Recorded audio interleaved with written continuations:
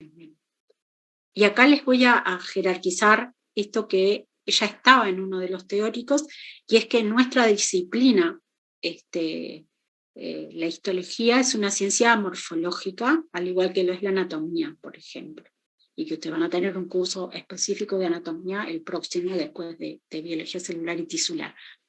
Pero en nuestra disciplina se encarga todo lo que es el estudio morfológico que se puede obtener información de esa morfología a nivel microscópico. Tanto lo que es la histología en sí, que es el estudio de los tejidos, la citología, que tiene que ver con el estudio de las células, y la anatomía microscópica, que tiene que ver en cómo se organizan, cuál es la estructura de los órganos y sistemas a nivel microscópico, y cómo se interrelacionan los elementos de los tejidos y de los órganos. Bien, y eso es un poco la definición que decíamos recién, así que vamos a pasar a la siguiente. En ese mismo primer teórico hablábamos de las características de los objetos, entre ellos la forma y el tamaño, son dos características importantes. La otra que habíamos visto era el color, que lo vamos a ver ahora un poquito después. Pero la forma, lo que es la morfología, en general, cuando nosotros en nuestra disciplina en general utilizamos cortes muy delgaditos, que tienen que ser así delgados para poder ser atravesados por la luz.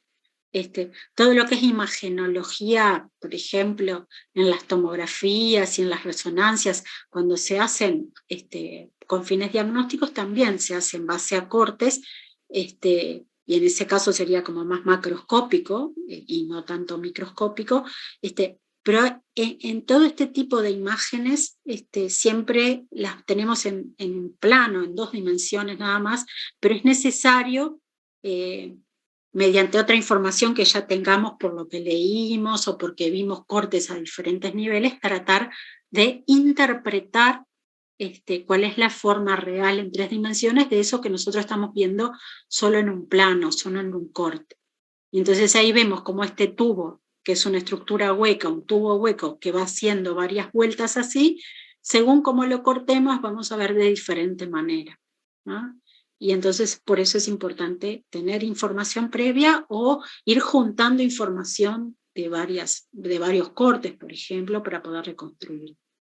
Y otra característica importante a nivel de lo que es lo morfológico son las dimensiones, los tamaños de las cosas, y acuérdense que lo vamos a medir en unidades de longitud, área y volumen. Acá están para la longitud, lo que es en relación al metro, ¿no? El milímetro, los micrómetros o micras y los nanómetros. Y nosotros vamos a estar en el nivel microscópico en el rango de las micras y más abajo, en general. Un poquito más arriba, un poquito más abajo. Y después, la otra característica que dijimos, además del tamaño y la forma, es el color. Y el color, lo mismo que nuestra visión, depende de la luz, eso un poco lo habíamos visto también en el teórico, y es importante tratar de entender toda esta parte, aquello que habíamos comentado, de que los objetos pueden ser transparentes, opacos o estar en el medio. La luz que incide sobre un objeto se puede en parte absorber y en parte reflejarse y nosotros verlo, o si estamos del otro lado del objeto, la luz que se transmite a través de él, en el caso de que sea transparente o semitransparente, es lo que vamos a poder observar. Pero nuestro ojo, entonces, para visualizar todas las características de los objetos, va a depender de la luz que vaya a incidir sobre ese objeto, que se absorba, que se refleje o que se transmita. Y esto es un poco tener en cuenta que la luz en sí es un tipo de radiación, ¿tá? Lo que dice allí en esta leyenda aquí, ¿no?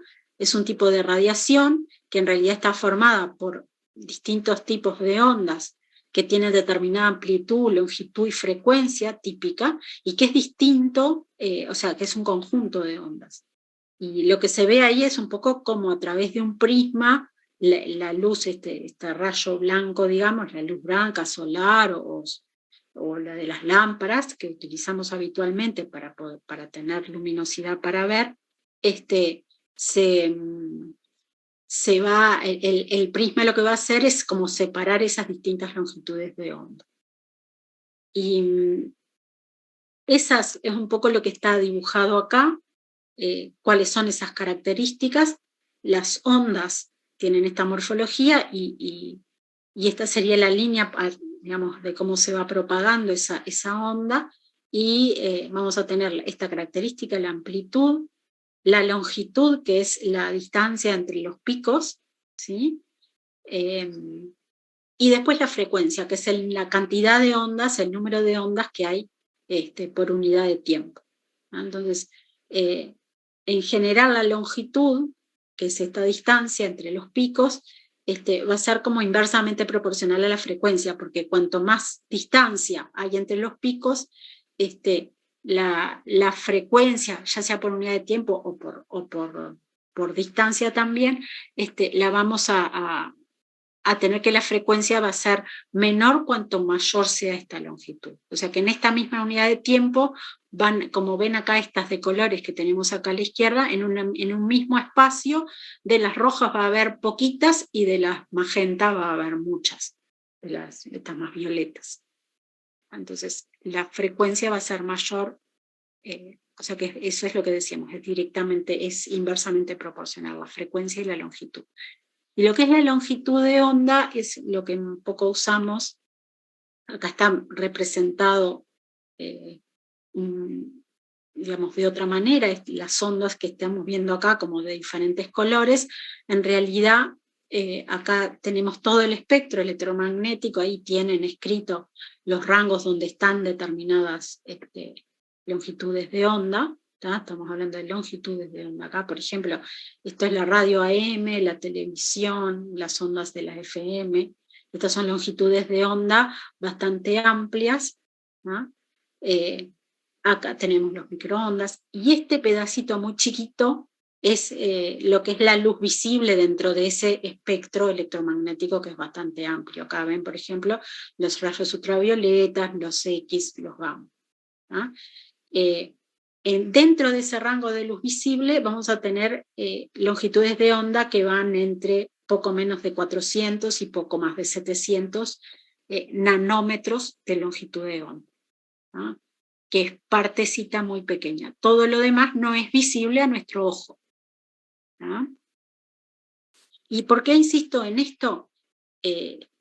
Porque eso que apareció ahí arriba, que es la ecuación de Abbe, nos define un parámetro muy importante, que es una distancia que es un límite de resolución, que ahora vamos a ver un poco el concepto, y ese límite de resolución depende de la longitud de onda. Lambda es la longitud de onda, y ese límite de resolución es directamente proporcional a la longitud de onda, o sea, a estas ondas que estamos viendo acá. Dentro de lo que es la luz visible, nosotros podemos visualizar distintas estructuras, y si ustedes piensan de lo que podemos ver a simple vista, voy a seguir a la siguiente. No sé por qué no me funciona.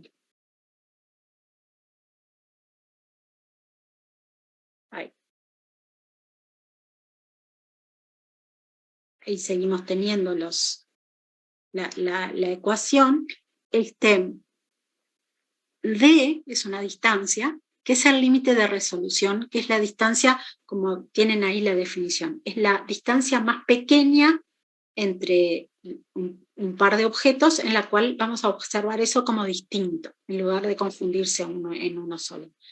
Yo siempre pongo el ejemplo, imagínense cuando están mirando una regla milimetrada, ¿no? Si ustedes miran las rayitas que dividen, o sea, que son los milímetros, en realidad las podemos ver bien. Ahora, si yo pongo una línea en el medio entre dos rayitas de milímetro, la voy a seguir viendo bien. Ahora, yo puedo subdividir cada milímetro, y si empiezo a hacer rayitas entre el milímetro 1 y el 2, si entre ellos empiezo a hacer rayitas, va a llegar un momento en que voy a rellenar todo con el lápiz o con lo que esté haciendo la raya, y vamos a ver todo como una sola, es como que me va a quedar todo pintado, me va a fusionar todo. El límite de resolución de nuestro ojo se plantea como que es, ahí lo tienen los valores, es de 0,2 milímetros, o sea, que podríamos llegar a subdividir 1 milímetro en 5 partes y podríamos seguirlos viendo como que fueran 5 cosas distintas. ¿Ah? Ahora, si ya subdividimos mucho, en realidad ahí ya vamos a ver como una cosa sola. ¿Se entiende el concepto? Entonces, nuestro ojo tiene un poder de resolución limitado, ¿ah? Y que tiene que ver con ese límite que podemos resolver. ¿Ah? Entonces, para poder ver más detalles es necesario aumentar la resolución. Y el otro concepto importante es el aumento. ¿Tá? El aumento es ver las cosas más grandes. A veces aumentar sirve, pero no siempre sirve si yo no obtengo más información solamente aumentando. Necesito poder resolver mejor también. ¿Se entiende esa parte? Entonces, el poder de resolución de nuestro ojo, de una lupa, de un microscopio, del instrumento que estemos usando, va a ser inversamente proporcional a ese límite de resolución. O sea, que si yo puedo resolver más de 0,2 milímetros con un instrumento, va a tener mayor poder de resolución que nuestro, porque resolvimos distancias más pequeñas que los 0,2 milímetros. Entonces ahí tienen los datos de la resolución del ojo humano, ahí tienen el 0,20202, en el ojo humano el 0,2 milímetros, en el óptico, en el microscopio óptico 0,2 micras, más o menos, ¿no? Y en el electrónico hasta 0,2 nanómetros. Y por otro lado, de este lado tienen acá los aumentos, que con el microscopio óptico estándar podemos aumentar hasta 1500 veces, y con el microscopio electrónico hasta unas 200.000 veces de aumento. Esto es como multiplicar. Y entonces, todo esto que veníamos hablando de las longitudes de onda, esta distancia que dijimos que para el ojo es de 0,2 milímetros, depende de la longitud de onda, de una constante que, o sea, como constante no va a variar, y de un parámetro que es la apertura numérica, que lo vamos a trabajar un poco mejor en la discusión grupal, así que y que depende de las lentes. En el caso del ojo humano, del cristalino y de la capacidad de acomodación que tenga, en el caso de los microscopios, además de tener el cristalino, vamos a tener las lentes del microscopio que van a mejorar este parámetro, que dice, según las características de las lentes, yo puedo mejorar esta apertura numérica, y cuanto mayor apertura numérica que pueda lograr con las lentes, voy a poder resolver mejor, o sea, porque está en la apertura numérica, fíjense que está en el denominador, y por lo tanto, cuanto más grande este valor, más chiquito el límite de resolución que va a tener. ¿No?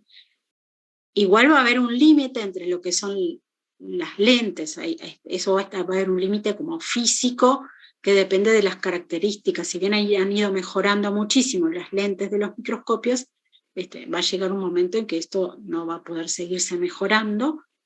Y lo otro que sí no vamos a poder cambiar es la lambda, la longitud de onda, porque ahí estamos dentro de lo que es la luz visible. Entonces, ¿se acuerdan que la longitud de onda de la luz visible va entre 400 y 700 nanómetros de longitud de onda?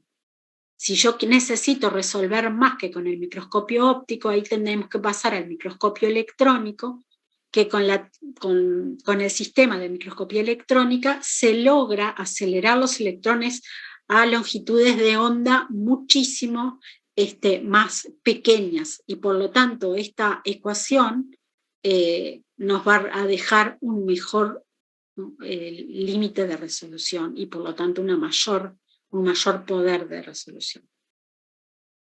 Esto tiene que ver con eso que estábamos.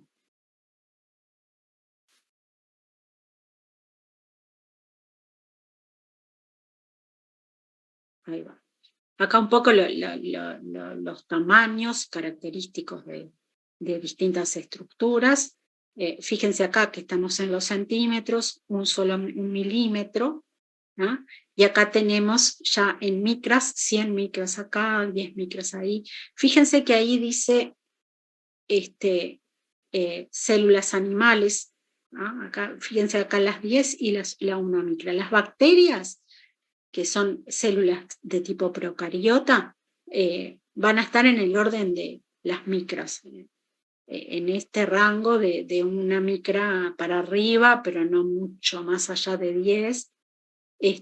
Y las células animales las tenemos a partir de 10 micras, y en el caso de los humanos, por ejemplo, para que tengan una idea de las células más grandes que hay en nuestro cuerpo, podríamos ver a los ovocitos, que miden unas 400 micras, las neuronas que controlan los músculos voluntarios, que están en el cuerpo de la neurona, está en la médula espinal o en los núcleos del tronco encefálico, sobre todo las que inervan los miembros inferiores, que son las que tienen proyección más larga, tienen somas que pueden llegar hasta 500 micras, ¿no? O sea, estarían más o menos por acá. Pero en sí, yo que sé, un glóbulo rojo de la sangre, un glóbulo blanco, mide entre 7 micras, los más chiquitos que son los glóbulos rojos, o 15 micras, los glóbulos blancos más grandes, para que se hagan una idea de tamaños, ¿no? ¿Vamos bien hasta ahora? Acá están marcados los límites de resolución del ojo, de todo lo que sería la microscopía de luz. Acá está la convencional. Ahora hay un sistema que usa super resolución, que logra una mejor resolución. Y bueno.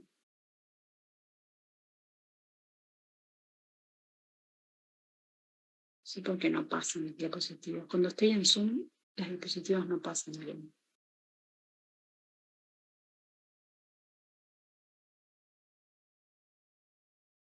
Bien. Otra de las cosas que decíamos en ese teórico es que las muestras, para ser tan finitas, en general tenemos que hacer un procesamiento que tiene varias finalidades. La fijación va a ser preservar y evitar que se haga una autólisis de la muestra, obtener un bloque, lo que se llama la inclusión, para que sea más rígido y poderlo cortar, el propio corte en microtomía, y después, como la mayor parte de las muestras biológicas no tienen color, hay que generar algún contraste que se logra con eso mismo, con contraste o con tinción o con coloraciones o con marcados específicos según el caso, ¿no? Eso muy breve. Y ahí tenemos algún ejemplo de los que ya dábamos en el teórico. La técnica de rutina más...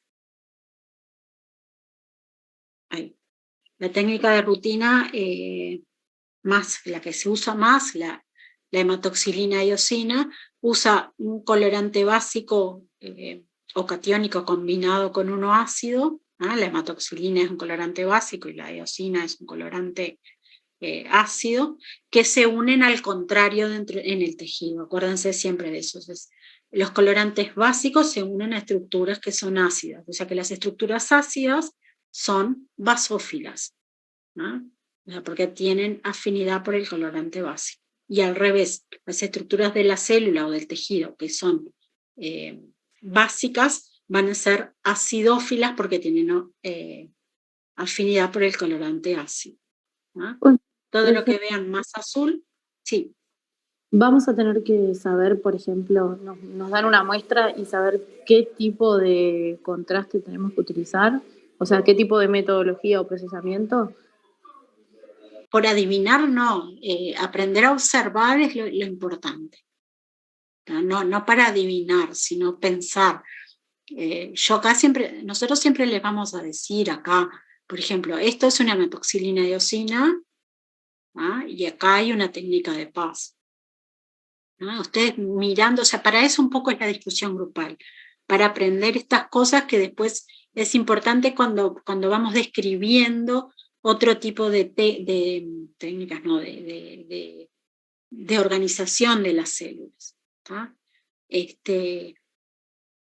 Entonces, algo importante que ya lo vemos acá es que, ven acá, por ejemplo, esta célula que está acá, que estoy señalando ahora, es más clarito el citoplasma que el del resto. Ven que los límites intercelulares se ven medio poco, se pueden adivinar por ahí, y acá hay un sector como más rosado, ¿sí? Que se tiñe con el colorante eosina, que es el rosado, que está más que nada tiñendo esta parte de las células, y acá tenemos núcleos. Entonces, y lo otro que se ve acá es como esta especialización de membrana que corresponde a cilias o cilios. Entonces, hay células que tienen el citoplasma bien teñido de rosado y otras células como estas que tienen el citoplasma como, si lo miran es como que es como granuloso, y se tiñe menos con la eosina y tampoco se tiñe bien con la hematoxilina. O sea que aquí hay algo en ese citoplasma que no se tiñe con ninguno de los dos colorantes que utilizamos. Cuando hay algo que no se tiñe, puede ser lo que pasa acá. Acá no se tiñe porque no hay ninguna estructura, por eso no se tiñe porque está vacío. En este caso, podría ser que esté vacío o podría ser que sea una molécula, una estructura, una organización de moléculas que no tienen afinidad por ninguno de los colorantes que estoy utilizando. De hecho, cuando hacemos esta otra técnica que es para detectar glúcidos, vemos que células que tienen la misma forma que esas que no veíamos teñidas, ahora se tiñen perfecto con esta otra técnica que es la técnica para detectar glúcidos con el ácido periódico de Schiff, que lo que hace ese ácido es poner en evidencia grupos aldehídos en los glúcidos, y por lo tanto vamos a tener bien marcada el citoplasma de estas células porque allí hay glúcidos. O sea que la técnica que usemos, además de permitirnos ver, nos va a permitir también obtener información funcional, bioquímica de lo que estamos observando. En la técnica de rutina, ver si es basófilo o acidófilo nos ayuda a saber la composición química de lo que hay ahí, y después correlacionarlo con lo que vemos en la microscopía electrónica, por ejemplo. Esto es microscopía óptica, ¿no?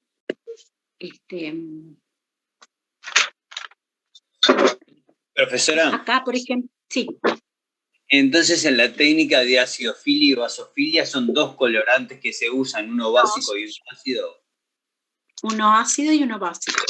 El colorante básico es la hematoxilina, que tiñe de azul, y el colorante ácido es la eosina, que tiñe de rojo y rosado, como en distintas gamas según cuánta afinidad tenga.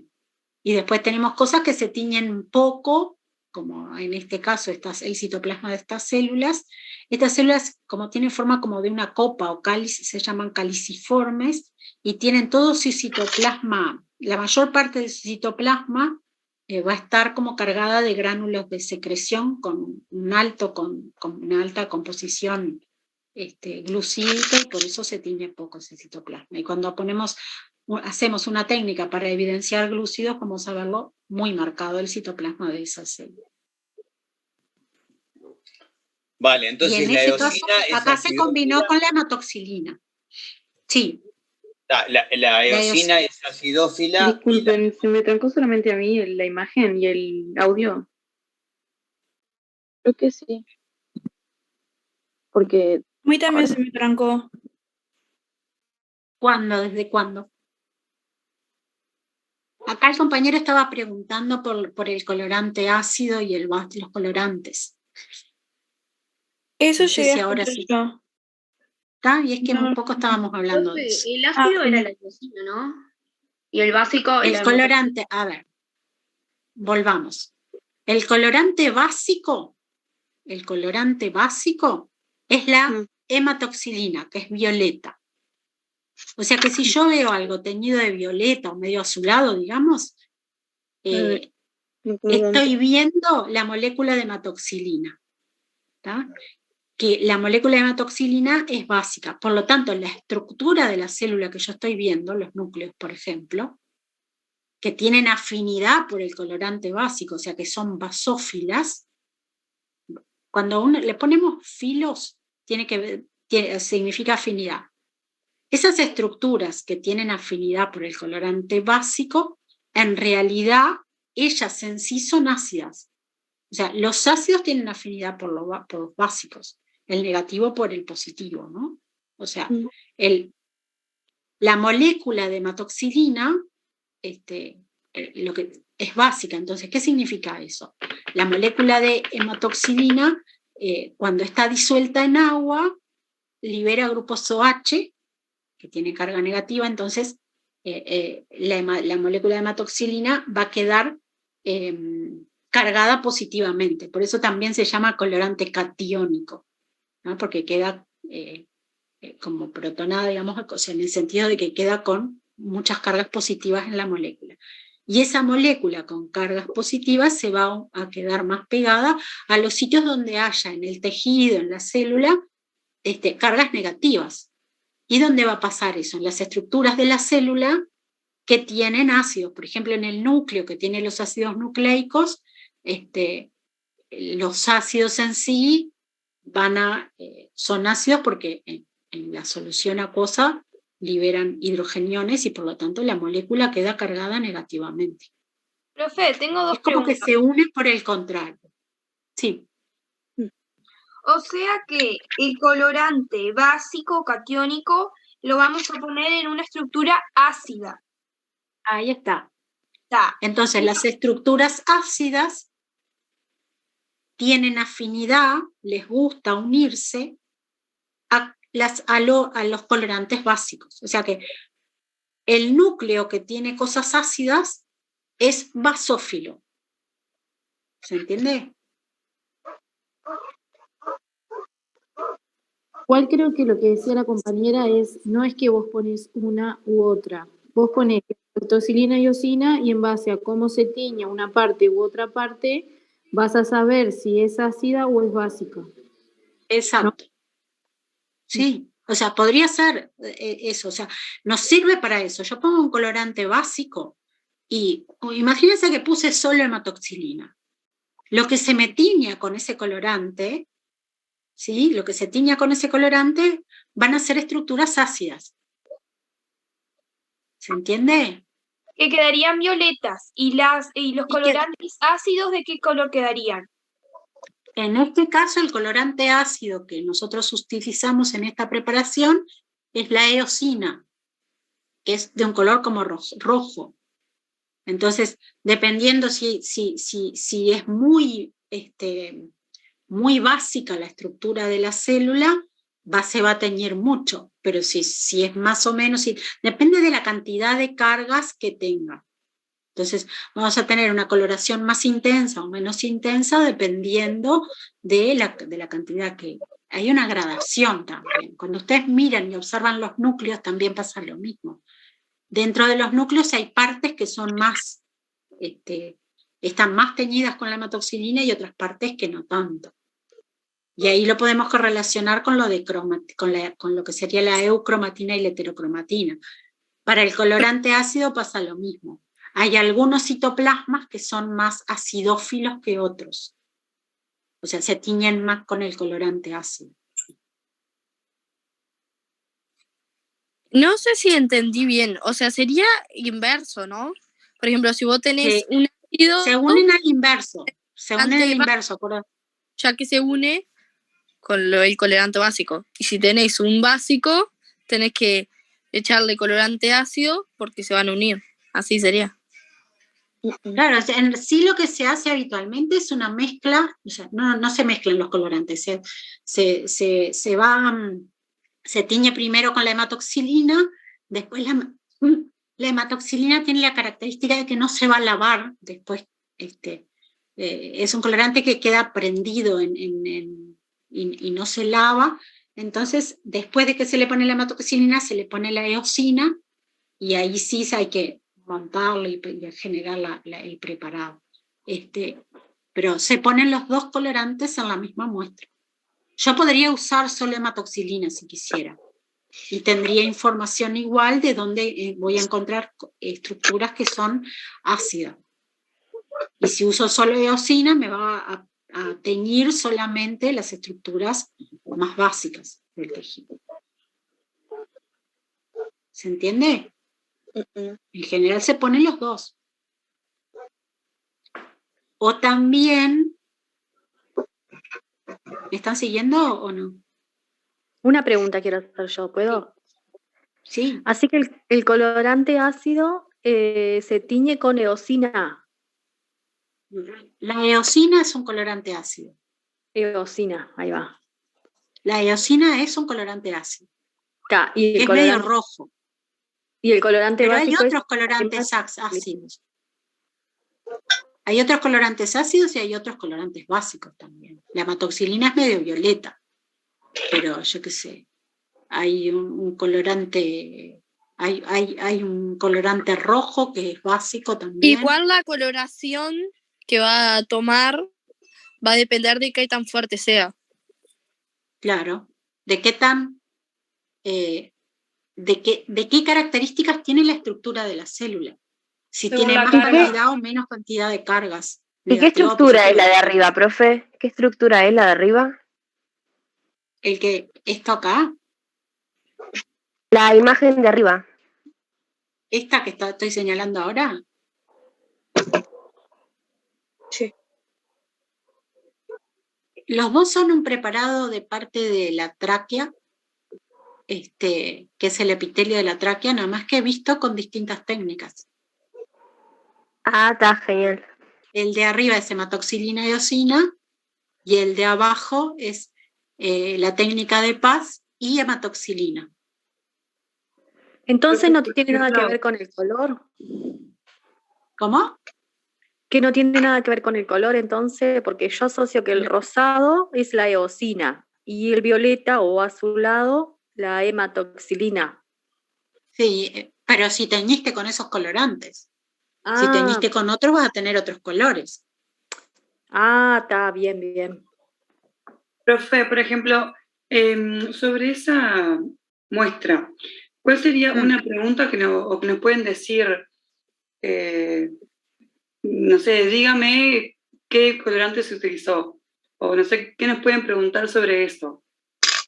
No sé, por ejemplo, si yo les digo, se usó una técnica, no sé, estoy diciendo, se usó una técnica que usa un colorante básico y uno ácido, y aparecen estructuras que no se tiñen, o aparecen estructuras que se tiñen con la eosina, o no sé, lo que se les ocurra preguntar. Entonces les puedo preguntar si lo que se tiñe con la eosina es porque, no sé, contiene glúcidos, porque es básico, porque es ácido y así. Porque van a hacer preguntas múltiple opción. Entonces ustedes tienen que saber por qué algo se tiñe con la eosina. Profe, y yo no llegué a leer estoy hablando ahora. Profe, yo no llegué a leer el teórico de esto porque no me dio el tiempo. ¿Está explicado en el teórico esto aparte del video?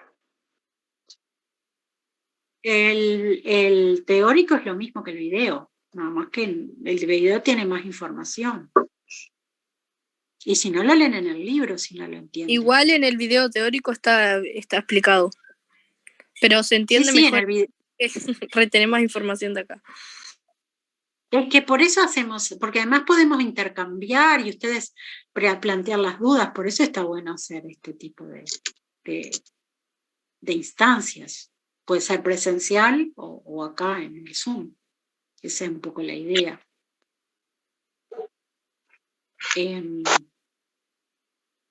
Pero bueno, siempre piensen en eso, o sea, lo que me preguntabas es eso, de cómo podía ser una pregunta. Una pregunta, profe. Sí. ¿Por qué para el ADN usan otro tipo de tinción si se supone que el ADN es un ácido y con cualquier colorante que fuera básico lo detectaría? Perfecto, buena pregunta. ¿Por qué? Porque hay técnicas que, si vos teñís con esa técnica, se sabe que es ADN y no otra cosa ácida. O sea, el ARN también es ácido y se tiñe con la hematoxilina. Pero esta técnica, por ejemplo, el Folgen, te va a detectar solamente el ADN. Es específico para el ADN ese, como el PAS Solo para el ADN. glúcido.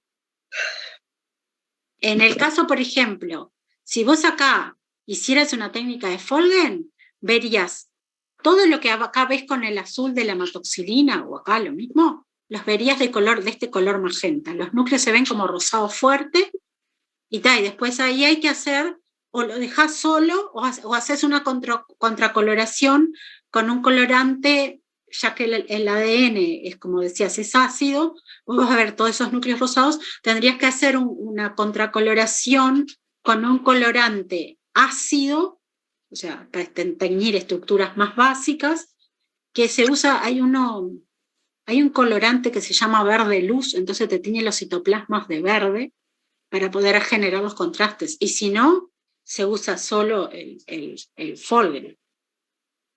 El Folgen Si usara se solo tiñe el del Folgen, mismo lo color, que vería ¿no? sería núcleo y ARN también detecta, mitocondrias también vería. No. Solo ADN.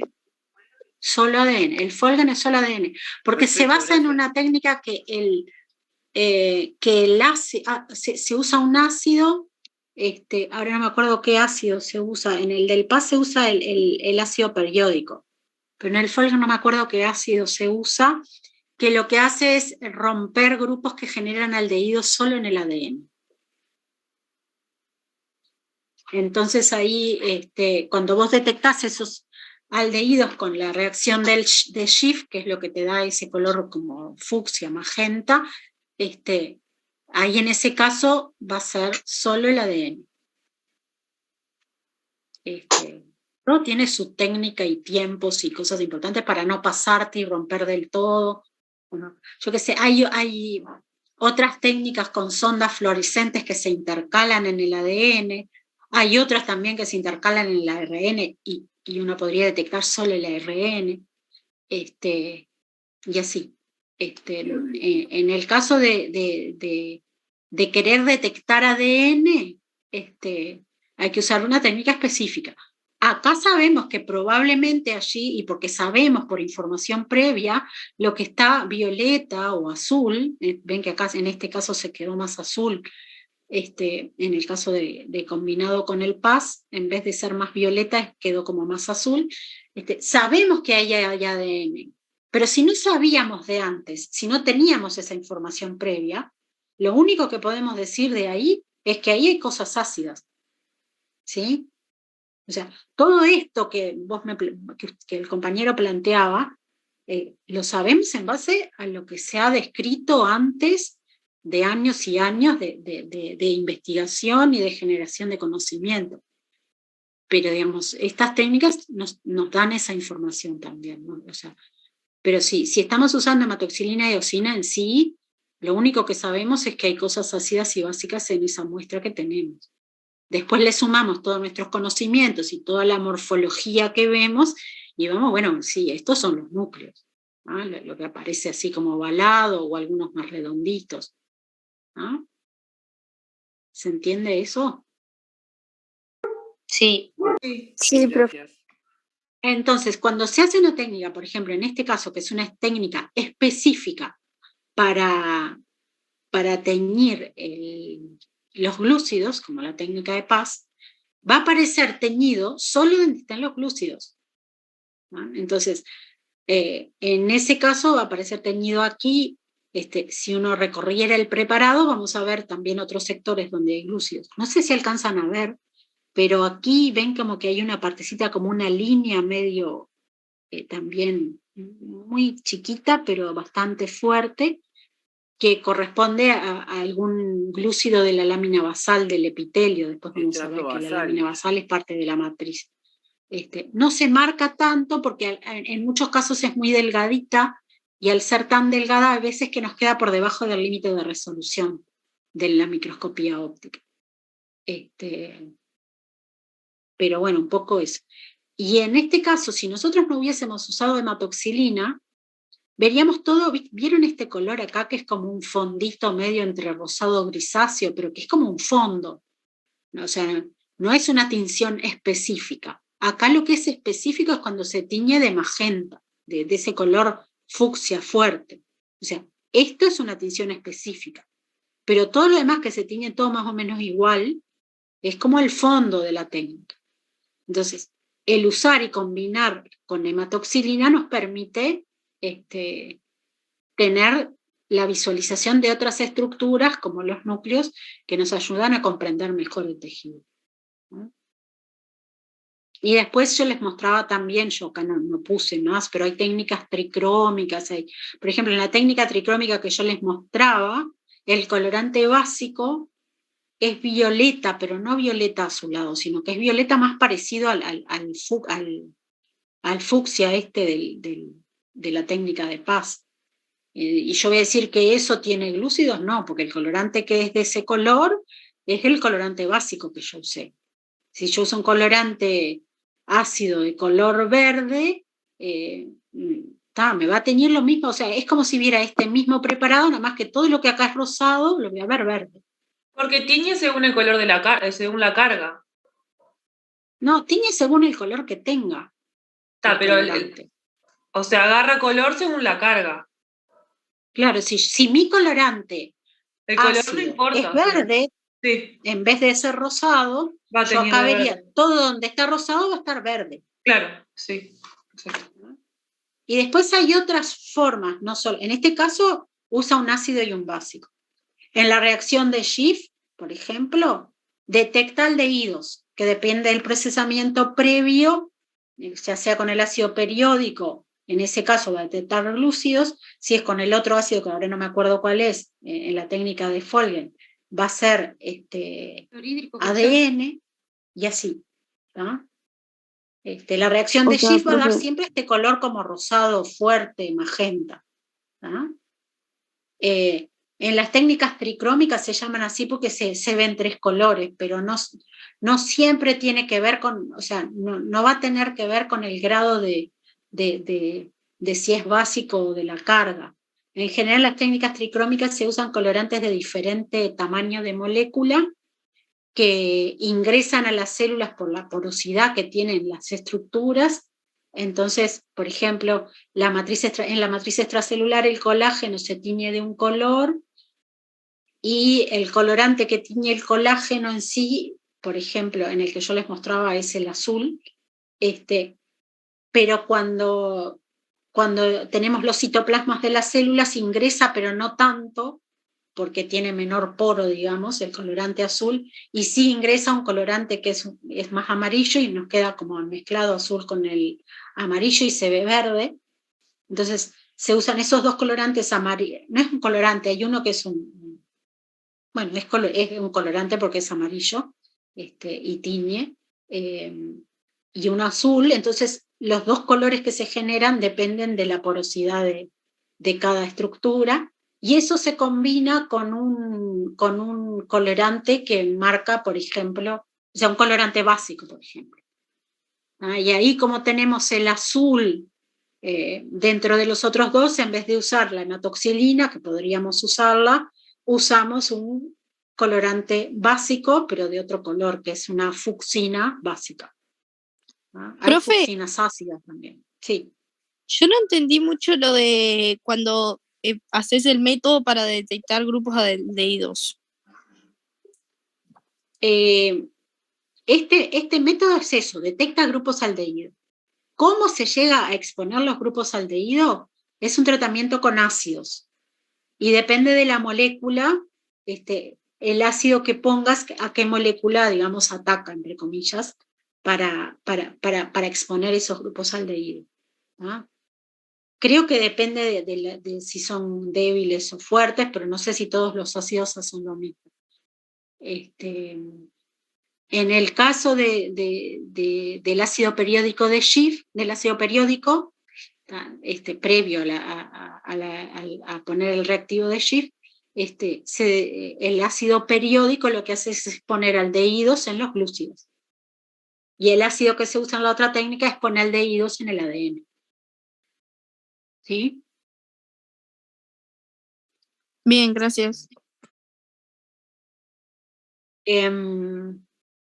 Hay técnicas para teñir lípidos también, que una característica importante es en este tipo de preparados que estamos mirando acá, el procesamiento implica solventes, por lo tanto, los lípidos no están acá. O sea, si acá hubiese una célula que normalmente tiene lípidos en su interior, la célula va a aparecer vacía, pero no porque su contenido no se tiñe, sino porque su contenido no está.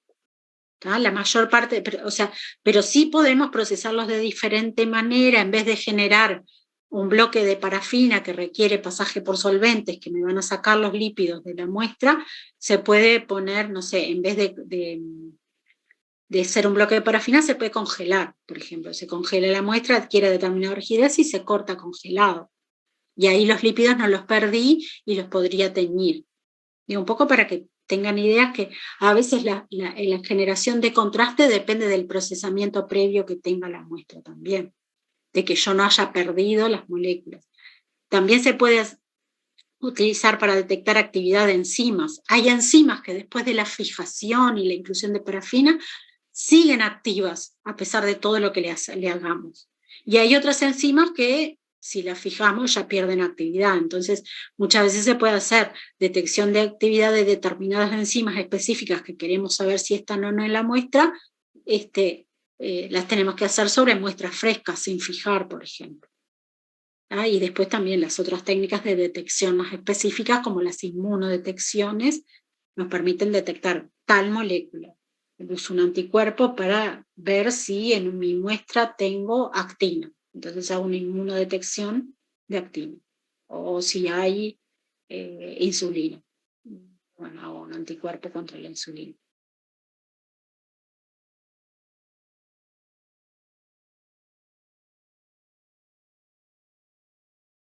Ahí. Y esto es un poco también estaba en el teórico, que podemos usar la técnica sola, como decíamos recién, puede usar solo hematoxilina, o puede usar solo el PAS, pero si lo combino el PAS con hematoxilina voy a tener más información. Sí, En alguien iba a preguntar algo.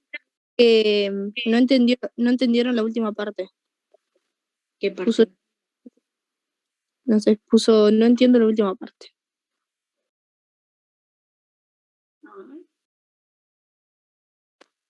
Ahí puso otra cosa. ¿Qué parte no entienden? Insulina. Se me cortó el audio. ¿De la qué? Del anticuerpo y la insulina. Eso se los expliqué bien en el teórico, mírenlo ahí. Las técnicas de inmunodetección sirven para conocer si yo en mi muestra tengo algo específico. Yo quiero saber si hay insulina en mi muestra, porque hice un corte de páncreas, por ejemplo, que sé que ahí puede haber insulina. Entonces, se puede comprar un anticuerpo. Los anticuerpos son moléculas, son proteínas que se unen en forma muy específica a determinada molécula en particular. Los anticuerpos los produce nuestro cuerpo, digamos, para unirse específicamente y defendernos de moléculas extrañas. Y lo hacen en forma como muy específica. Entonces, esa propiedad del sistema inmune se usa para técnicas de marcado.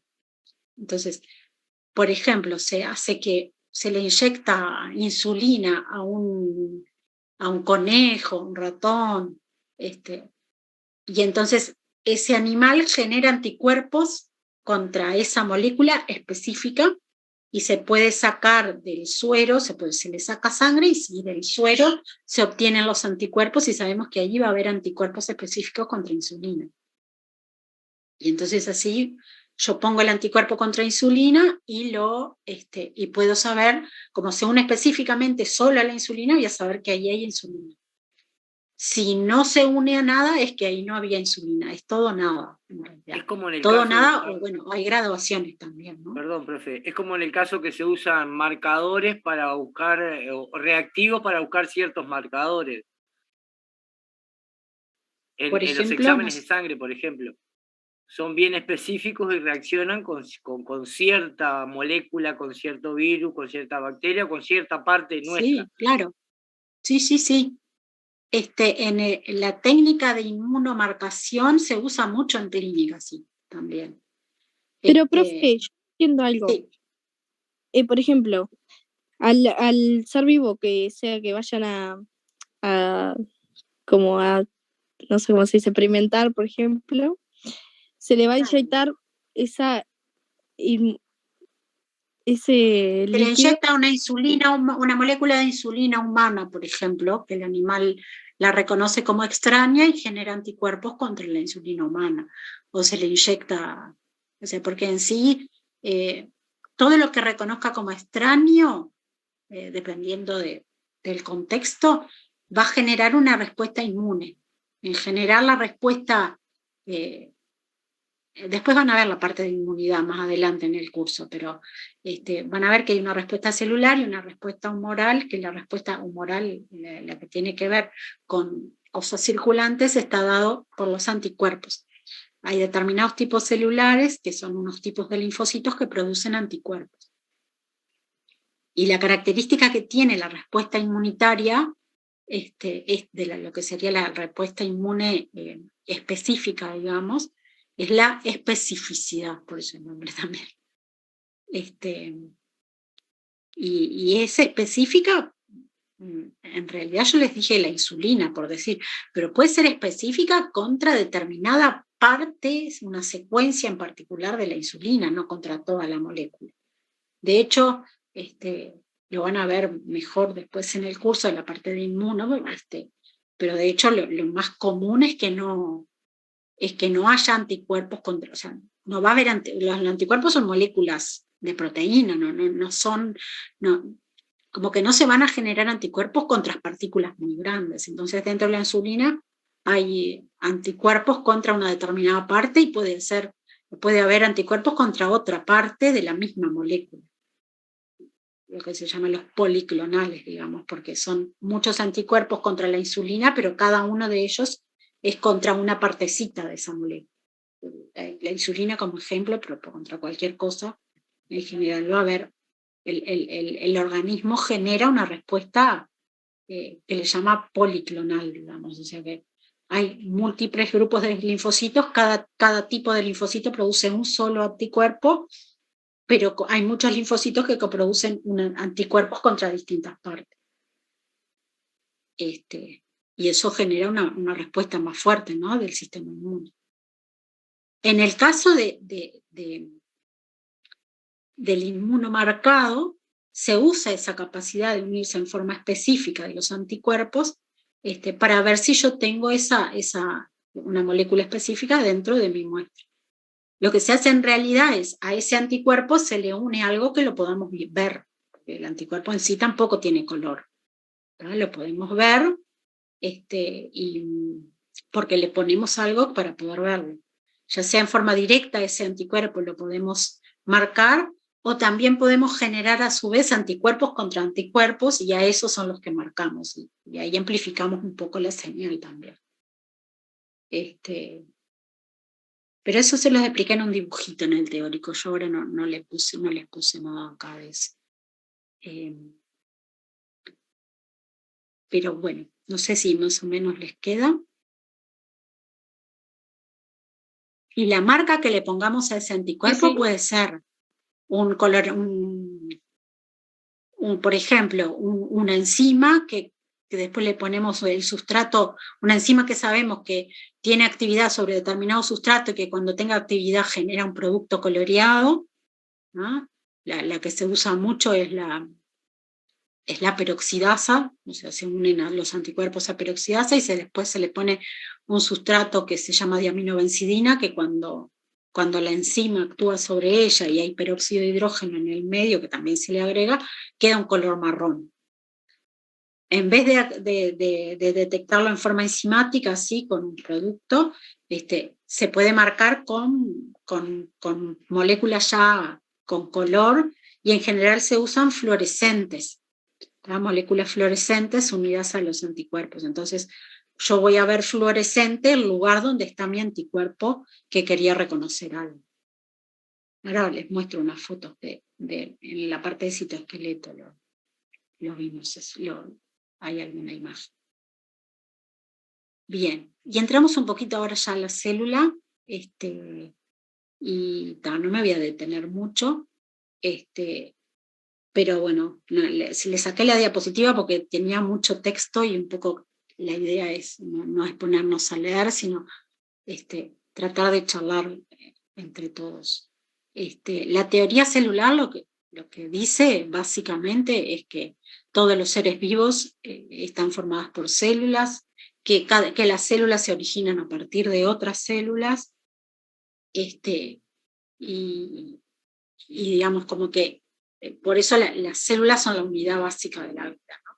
Y por eso también la vamos a estudiar. Dos grandes grupos de células, los procariotas y los eucariotas. La diferencia, además de que los procariotas son un poco más pequeños, la gran diferencia es la presencia en los eucariotas de un sistema de membranas internas, ¿no? En los procariotas vamos a tener una membrana externa que separa a los componentes celulares del medio extracelular. Puede haber también, como aparece allí, una membrana más externa por fuera de esa membrana, cosa que sí en los eucariotas, no, por lo menos en los animales no lo vamos a tener.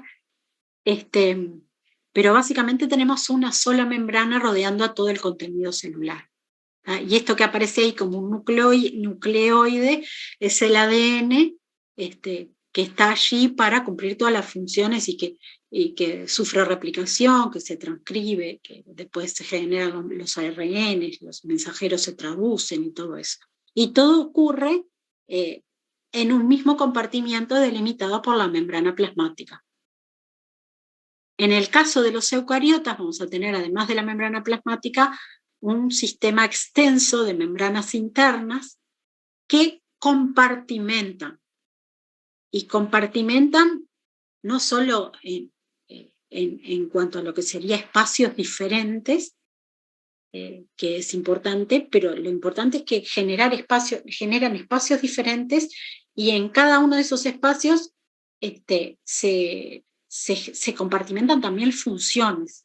Entonces, lo que es todo el ADN de ese eucariota va a quedar localizado dentro del núcleo, y dentro de ese núcleo entonces tendrán que estar también las enzimas que son necesarias para la replicación, las que son necesarias para la reparación del ADN si sufre daño, las que son necesarias para la transcripción de ese ADN a ARN.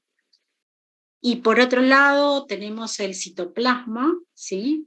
Donde vamos a tener distintos compartimientos de membrana que van a cumplir funciones diferentes. O sea que un concepto bien importante de la diferencia entre procariotas y eucariotas es, en el caso de los eucariotas, la compartimentación. Y que eso va también de la mano del tamaño, en el sentido de que las relaciones dentro de las distintas partes de la célula y el poder comunicarse con el espacio extracelular, que es lo que le permite nutrirse y relacionarse, también se va a cumplir en espacios como compartimentalizados. Y acá les muestro esta porque como que resume un poco todas las diferencias más grandes de los eucariotas con respecto a los procariotas, es lo que sería el sistema de membranas internas y también la presencia de un citoesqueleto. O sea que también en ese caso se relaciona con el tamaño. Al ser más grande se necesita muchas veces, tanto a nivel estructural, el citoesqueleto va a cumplir funciones estructurales y funciones también de mediar transporte de distintas estructuras de un lado a otro de la célula. ¿Ah? Y hay algunos datos así como que me parecieron interesantes, es que esas membranas internas son mucho más amplias que lo que sería la superficie de la membrana externa, la membrana plasmática, y que es el citoesqueleto que mencionábamos antes también son un componente muy importante en cuanto a cantidad dentro de la célula. Con respecto a las membranas, acuérdense un poco la estructura y la función y las características. Acá tienen el modelo de mosaico fluido, donde tenemos un mosaico formado por lípidos dispuestos uno al lado del otro. O sea, esos mosaicos serían esas moléculas distintas, separadas entre sí, y a la vez que se mantienen juntas, aunque son moléculas diferentes, y a la cual se van a agregar también las proteínas. También, ¿no? Una característica es que para poder visualizar la membrana necesitamos microscopía electrónica, porque su espesor es muy pequeño y nos queda por debajo del límite de resolución del microscopio óptico. Y bueno, un poco las características que decíamos, ¿no? Y bueno, la definición de lo que sería la estructura está formada fundamentalmente por esos lípidos, más que nada fosfoglicéridos o fosfolípidos, esfingolípidos y esteroides como el colesterol. Y todos esos lípidos tienen esa característica de ser anfipáticas, que lo vamos a ver en la siguiente.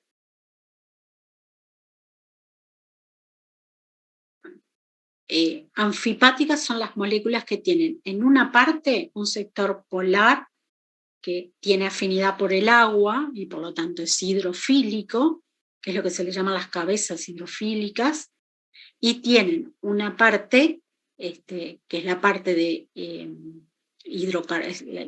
hidrofóbica, digamos, que son las cadenas de carbono, las cadenas largas estas, en el caso de los fosfolípidos y esfingolípidos, y en el caso del colesterol vamos a tener un grupo OH como cabeza polar, y después todo este anillo rígido, cíclico, y una cadena de carbono acá también. ¿Tá? Pero el colesterol es más pequeñito, digamos, que los otros. Al ser esta composición lipídica y ser gran parte de las membranas formadas por estos lípidos, esas lípidos esas membranas, esas bicapas lipídicas, se pueden desarmar mediante el uso de detergentes, como dice ahí. ¿Ah? Y acá están un poco los dos componentes principales. Acá un fosfolípido, no importa cuál, igual ahí dice cuál es, esta es la fosfatidilcolina, pero no importa, representado de diferentes maneras, ¿tá? Con los grupos que tiene. Esto sería toda la cabeza polar, ahí. Y en general cuando se hacen los dibujos más simples se representan así, con la cabeza polar acá y las colas hidrocarbonadas. Y algo importante es que las cadenas estas largas, de ácidos grasos largas, son no saturadas, o por lo menos una de ellas no saturada. Aparecen dobles enlaces que permiten como que se pliegue, ¿no? Que se flexione. Y eso es importante para la fluidez de las membranas. Por otro lado, el colesterol tiene una cadena corta y tiene un sector bastante rígido, con lo cual que va a ir en el otro sentido, va a dar como mayor rigidez y estabilidad. Y bueno, como les decía, tiene la parte polar, que es el grupo OH, el anillo esteroide rígido y una cola hidrocarbonada más chiquita. Y así es como se dispone. El OH del colesterol queda en el nivel donde están las cabezas polares de los fosfolípidos, y la parte del anillo y la cola hidrocarbonada entre las colas hidrocarbonadas de los fosfolípidos. Y como se aparece ahí, la parte donde está el colesterol, que ven que es más chiquito, que es más cortito que las colas hidrocarbonadas, en esta parte es como más estable, más rígida la membrana. Pero la propiedad fundamental de las membranas es que son fluidas, ¿no? Por eso hablamos de mosaico fluido. Y dentro de los fosfolípidos, o fosfolicéridos también llamados. Profe, la cola hidrocarbonada es la parte apolar, ¿verdad? O Sí. sea, la parte que sería hidrofóbica. Y la cabeza. Hidrofóbica. Ahí va, sería. Exacto. Gracias. Exacto.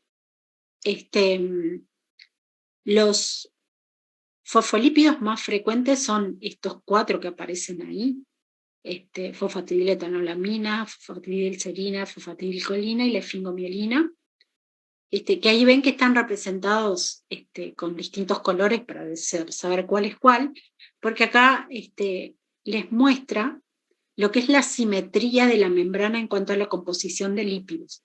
Si se fijan acá, hay solo rojos y marroncitos, ¿no? Que eran la fosfatidilcolina y la esfingomielina, y de este otro lado hay algunos rojo o marroncitos, pero la gran mayoría son amarillitos y verdes, que son la fosfatidiletoanolamina y la fosfatidilcerina. O sea, tampoco importa que se acuerden cuáles son cuáles, pero sí es importante que recuerden esta asimetría. Y cómo una de las monocapas de esa bicapa va a ser diferente a la otra.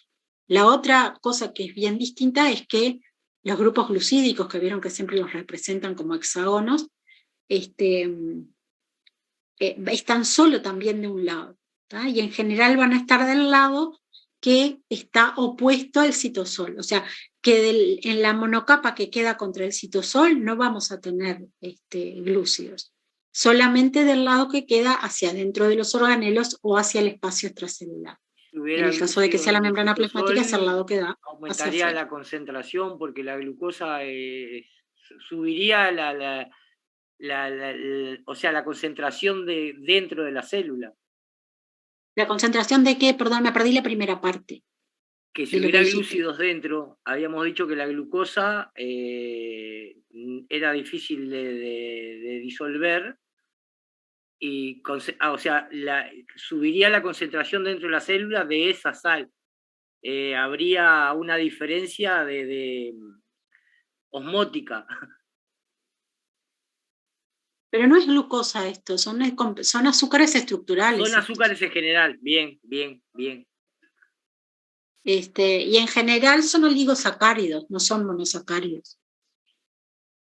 Son como más estructurales, y es importante porque cumplen determinadas funciones, muchas veces de señalización, los azúcares, según cómo se disponen, si tienen mayor capacidad de unirse a determinadas cosas, y es importante también que estén en el sitio que deben estar.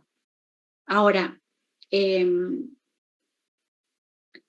todo esto de la simetría es importante porque en cada lado se cumplen funciones distintas, ¿no? Una pregunta. Por eso es importante también mantenerlo. ¿Qué? A ver. De la bicapa lipídica estamos hablando, ¿no? Sí. Ah, bien. Por ahora la bicapa lipídica. Bien, gracias. Y el mantenimiento de esta simetría es importante para la función, y un poco allí les puse algunas preguntas de a qué se debe esa simetría, dónde se sintetizan los lípidos, por qué los glicolípidos están solo de un lado y del lado que no da contra el citosol, sino del otro. Y eso nos tiene que llevar a el estudio de lo que pasa en los organelos. ¿Alguno se acuerda de dónde se sintetizan los lípidos? En la cara citosólica del retículo endoplasmático. Ahí va, en una de las caras, en particular la citosólica, pero solo de un lado, del retículo endoplasmático. Entonces, todos los lípidos. ¿Cómo? Del retículo endoplasmático liso. Claro, en la parte lisa del retículo endoplasmático. O sea, si una célula tiene poquito retículo endoplasmático liso, hay partes lisas entre los ribosomas también, ¿no? Pero En sí como que se concentran las enzimas que participan en la síntesis de lípidos en las regiones lisas del retículo. Profe, ¿puede responder la pregunta de nuevo, porfa? ¿Responder qué? ¿Dónde se sintetizan? ¿Dónde se sintetizan los lípidos? La compañera lo que decía es en el retículo liso, la parte lisa del retículo, del lado de uno de los lados, o sea, no es de los dos lados, o sea, las enzimas que sintetizan los lípidos van a estar del lado citosólico solamente. Entonces se sintetizan en una de las monocapas. O sea, ahora, ¿cómo llegan a la otra monocapa? Citosólica del retículo endoplasmático liso. Sí. ¿Cómo llegan hacia el otro lado? O sea, yo sinteticé acá todos los lípidos. ¿Por qué estos están acá y de este lado quedan solo estos? Porque son los que sintetizan. ¿Eh? Hay que poner energía para hacer el movimiento porque la capa es rígida. En sí, ahora vamos a ver los movimientos que pueden tener los lípidos, pero sí, esta molécula, o sea, acuérdense, el redondelito, no importa de qué color sea, es la parte polar, y las colitas son la parte apolar, o sea, las membranas se forman porque a los lípidos, que son moléculas anfipáticas, a las colas polares no les gusta el agua, son hidrofóbicas, y se juntan entre sí. Y la parte polar, que son las cabezas, se ponen todas contra el agua. Que claro, las cabezas son el espacio extracelular. Claro, las cabezas le gusta el agua y a las colas no. Claro, entonces, si esta molécula amarilla se tuviera que pasar para allá, tendría que la parte de la cabeza pasar entre medio de todas las colas hidrofóbicas. Y eso no les gusta. Requiere mucha energía, como decían por ahí. De hecho, hay enzimas que degradan ATP para obtener energía para generar ese cambio. ¿Ah? El movimiento de una molécula de lípido de una monocapa hacia la otra monocapa es un movimiento que se llama de flip-flop y en general flip para un lado, flop para el otro, y hay flipasas. Hay flipasas que trasladan a las rojas y marrones, ¿sí? Las trasladan desde el lado citosólico hacia el otro, hacia la otra monocapa. ¿Ah? Si esto es la membrana plasmática, el movimiento va a ser desde el lado citosólico hacia el lado extracelular. Si es la membrana de un organelo, va a ser desde el lado citosólico hacia el interior del organelo. ¿Pero a qué se debe ese movimiento? ¿Cómo a qué se debe? Tipo, ¿qué hace que se cambien? Porque es necesario que se sinteticen los lípidos de las dos, o sea, que se sinteticen. Como los lípidos se sintetizan de un lado solo, tiene que haber alguien que ayude a que vayan al otro. Si no, sintetizaríamos solo los lípidos de un lado y los de la otra monocapa, cuando se pierden, se dañan o se pierden por cualquier otro motivo, no los podríamos reponer. ¿Sí?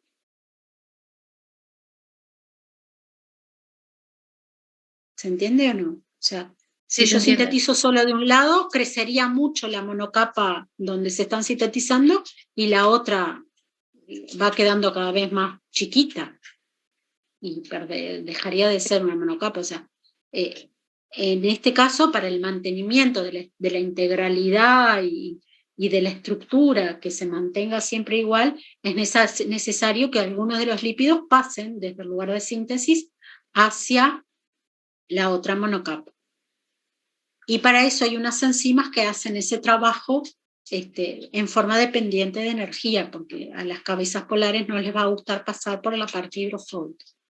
Y por eso es que ese movimiento de un lado a otro de la monocapa no ocurre espontáneamente muy fácil.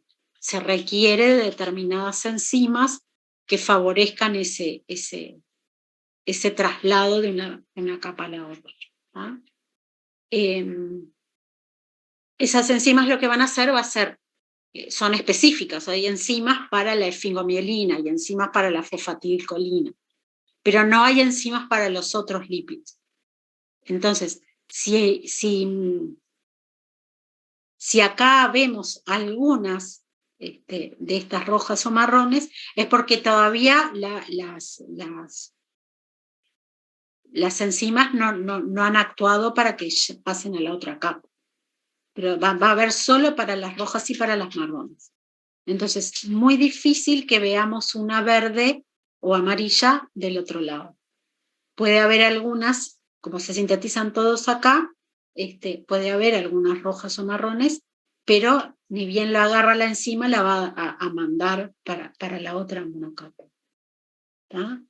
Entonces, como hay solo para eso, la membrana se mantiene asimétrica. Se sintetizan todos de un lado, pero hay enzimas solo para trasladar las rojas y las marrones, y por eso nos queda así la capa. Esto pasa en la membrana del retículo liso mismo, y también puede, o sea, la síntesis, puede haber esas enzimas tanto en el retículo liso como en otros organelos. ¿No?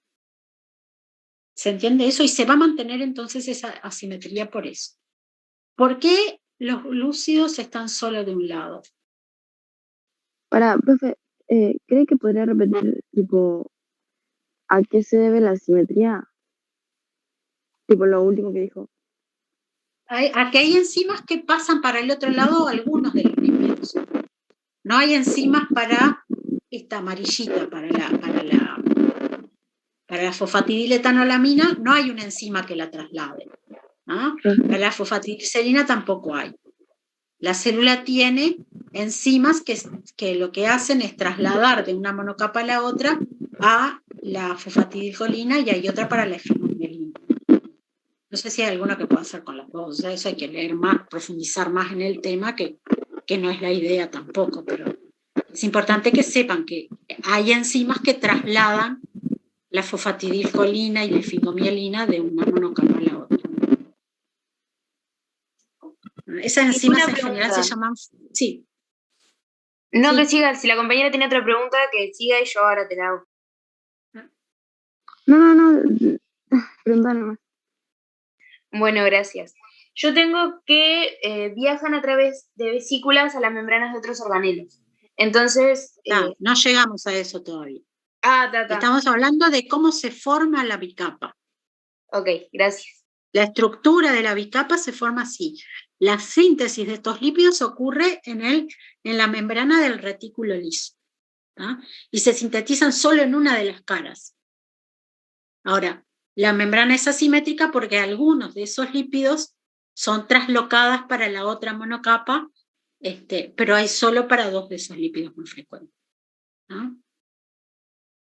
Entonces, donde se sintetizan, la asimetría se debe a que hay enzimas solo para alguno de los lípidos. Estamos hablando de una asimetría en la composición de lípidos. ¿Y por qué los glicolípidos están solo de un lado? Y en particular del lado que queda opuesto al citosol. Porque son sintetizados en el Golgi, ¿puede ser?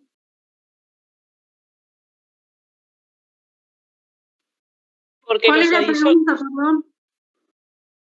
son adicionados en el aparato de Golgi. Porque son adicionados en la cara luminal del aparato de Golgi, en la cara que da contra, o sea, no hacia afuera del aparato de Golgi que está en contacto con el citosol, sino que son adicionados en la parte interna del aparato de Golgi. Entonces después van a quedar siempre de ese lado.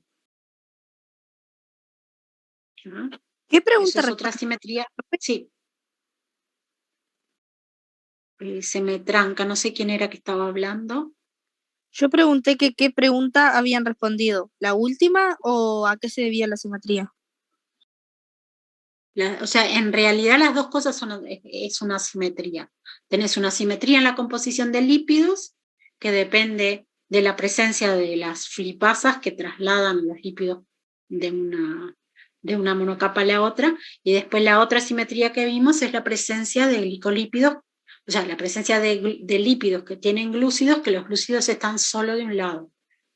Y eso se debe a que se adicionan en la cara luminal del complejo de Golgi. ¿sí? ¿La capa luminal sería la extracelular? La capa luminal es la capa de adentro. Ahora lo vemos. Pregúntame cuando veamos un dibujito del Golgi.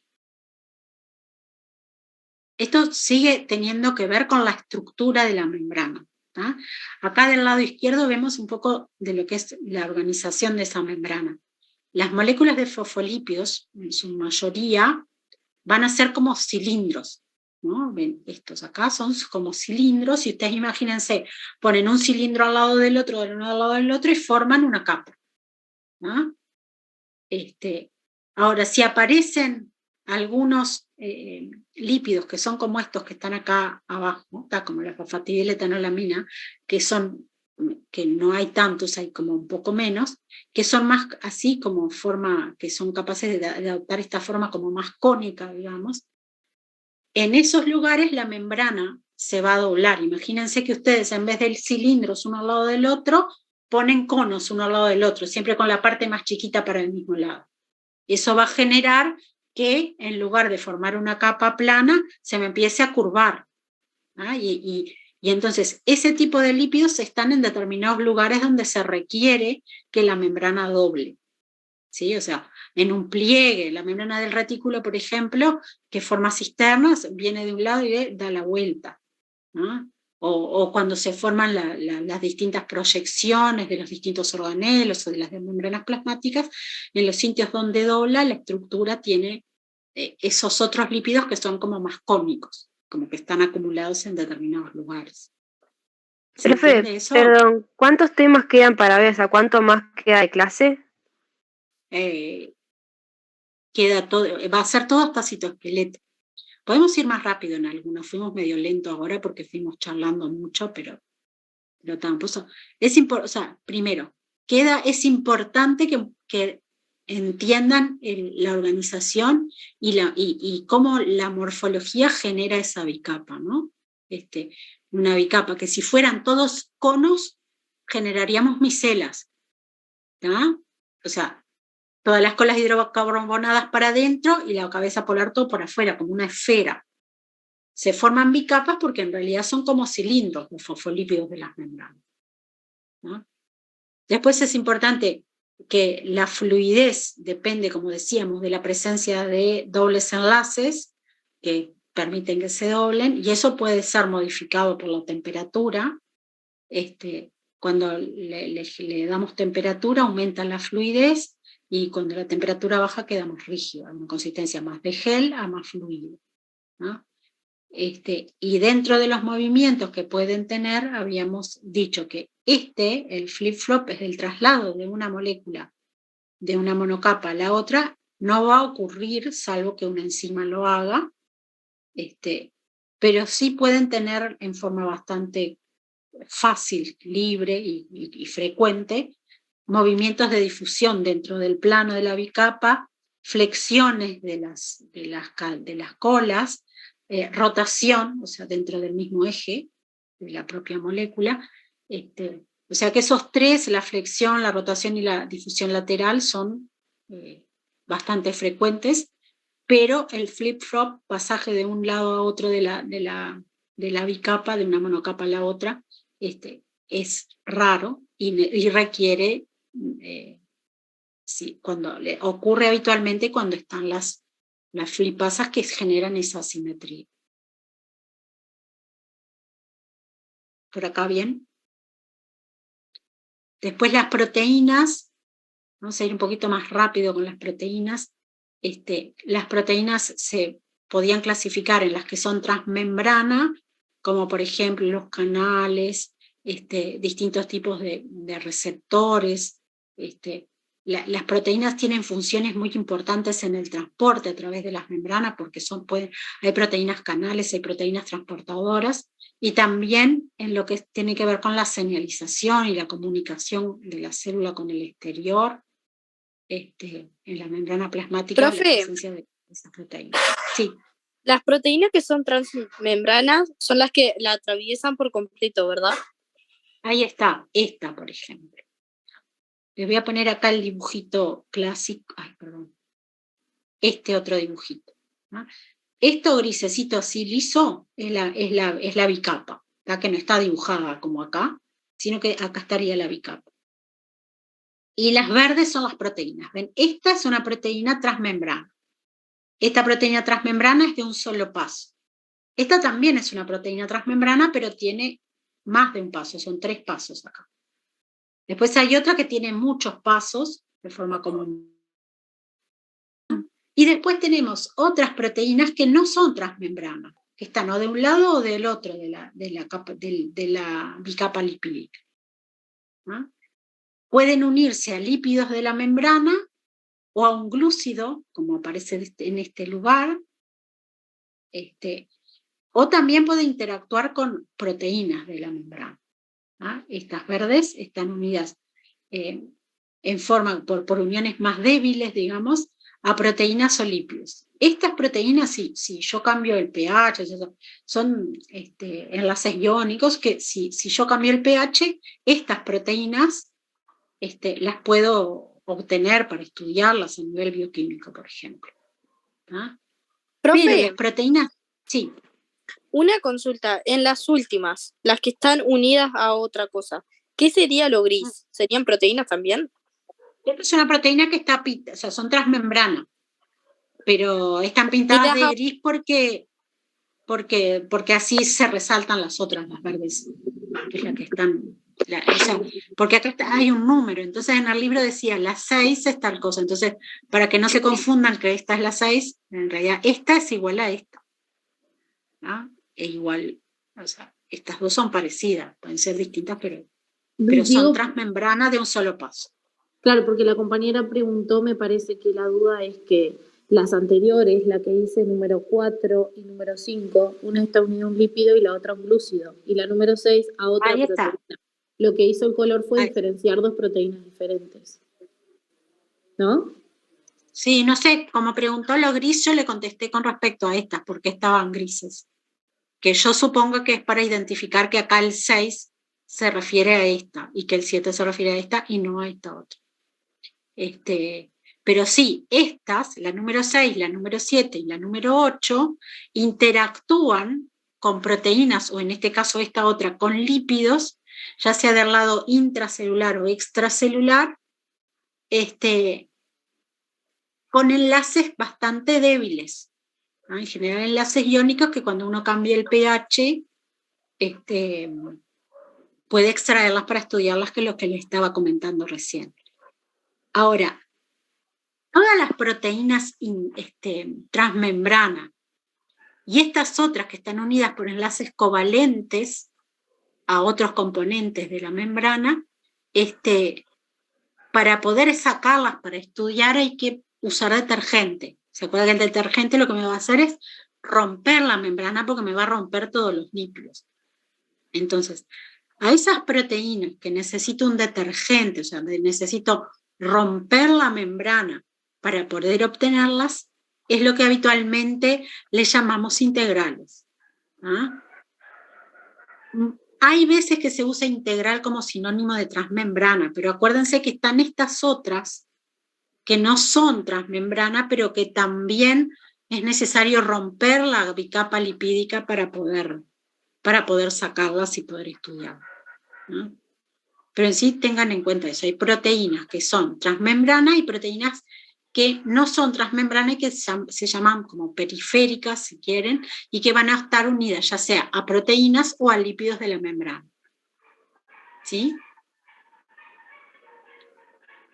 Y en las proteínas se cumple lo mismo que veíamos para los glúcidos, las glucoproteínas en sí, lo mismo que los glucolípidos, la parte de glúcido va a estar solo del lado extracelular en la membrana plasmática, del lado de adentro de la luz de los organelos, en el caso de la membrana de los organelos. ¿Ah? Y eso es por lo mismo. Los glúcidos en las proteínas se adicionan en el mismo retículo endoplásmico, algunos, en el Golgi y otros, y siempre del lado de adentro del organelo. Por eso siempre va a quedar el glúcido hacia afuera. Y eso que decía ahí, no sé si decía, pero si no se los comento, el glicocálix, no sé si aparece por ahí el nombre, pero el glicocálix esa capa como de muchos glúcidos que están unidos a proteínas o a lípidos y que forman una capa glucídica por fuera de la membrana plasmática. El glucocáliz puede variar en su composición, en su cantidad de glúcidos que tenga, eso varía según el tipo celular. Y acá viene algo bastante importante que tiene que ver con la compartimentación, es lo que sería la topología, digamos. Las membranas estas que estamos viendo generan esos compartimientos, ¿sí? Que son espacios topológicos. ¿Qué significa que dos espacios son topológicamente equivalentes? Es que para pasar de un lado a otro, de un compartimiento a otro, no es necesario atravesar una membrana, como dice yo. O sea, si yo voy a pasar desde... O sea, fíjense que acá toda la luz de los organelos está en color blanco. Eso es igual al espacio extracelular. ¿Está? En blanco. Y en naranja está el citosol, o sea, la parte del citoplasma, que no son organelos membranosos, y el interior del núcleo. ¿Ah? Y si se fijan, la envoltura nuclear es también blanca, porque la luz de la envoltura nuclear es continua con la del retículo endoplasmático. ¿Ah?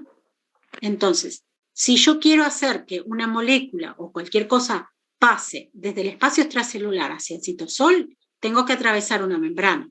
Si quiero hacer que desde dentro del lisosoma pase hacia el citosol, que es lo naranjita, tengo que atravesar una membrana. Pero si yo quiero hacer ir algo desde el interior del Golgi hacia afuera, eso no va a tener que atravesar membrana, sino que algo que esté en la luz se va a trasladar en forma de vesículas y va a ser liberado hacia afuera cuando esa vesícula se fusiona. ¿Ah? Y hay también comunicación entre los distintos compartimientos del propio Golgi, entre el retículo y el Golgi, entre la envoltura nuclear y el retículo, que es todo transporte mediado por vesículas. En el que las... Sí. ¿La vesícula se va agrandando hasta unificarse con los demás? Las vesículas en general se trasladan de uno a otro de los compartimientos.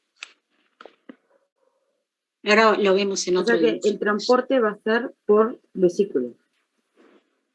En el caso del transporte entre los organelos, la mayor parte de los organelos vamos a excluir a las mitocondrias y a los peroxisomas, pero el transporte que comunica a los distintos organelos es mediado por vesículas.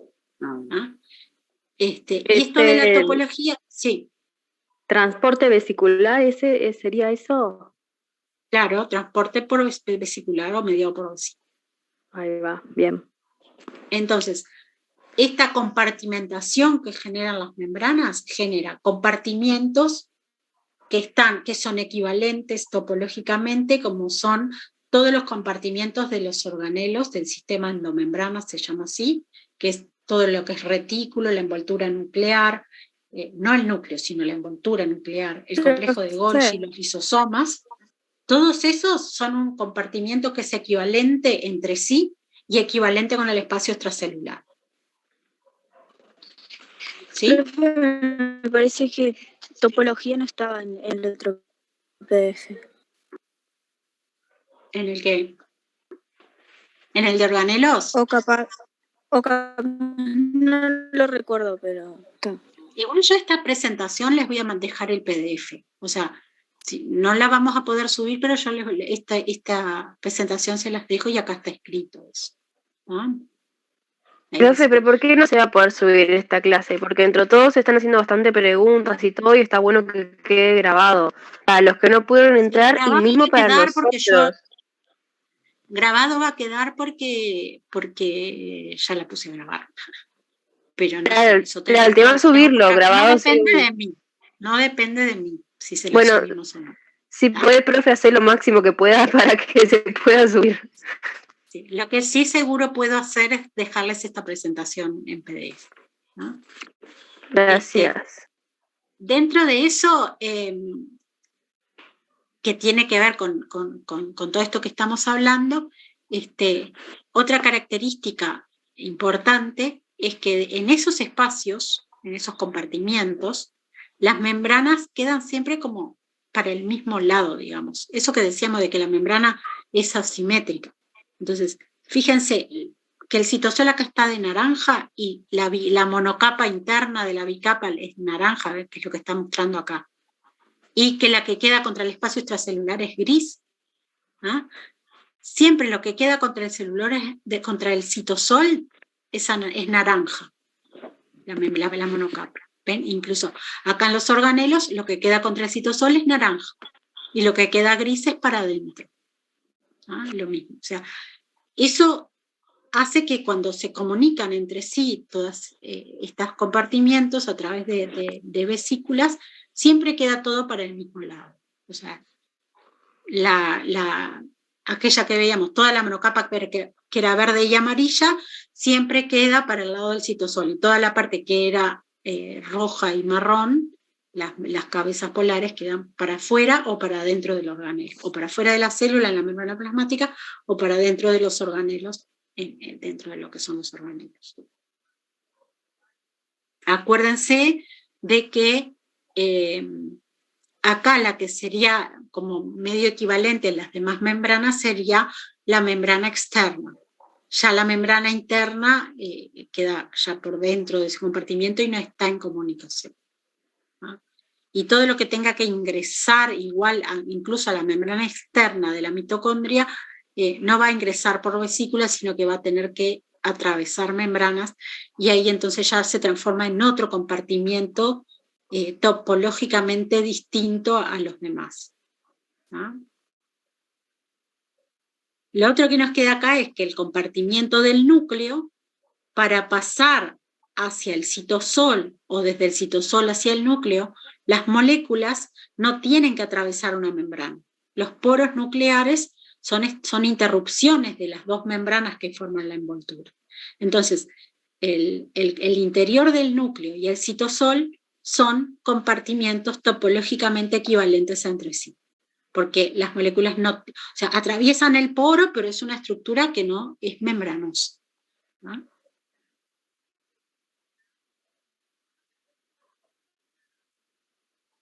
Esto es básicamente lo mismo, los componentes de la célula. Acá tienen el núcleo, acá está para los plástidos de las células vegetales, las mitocondrias, está representado en azul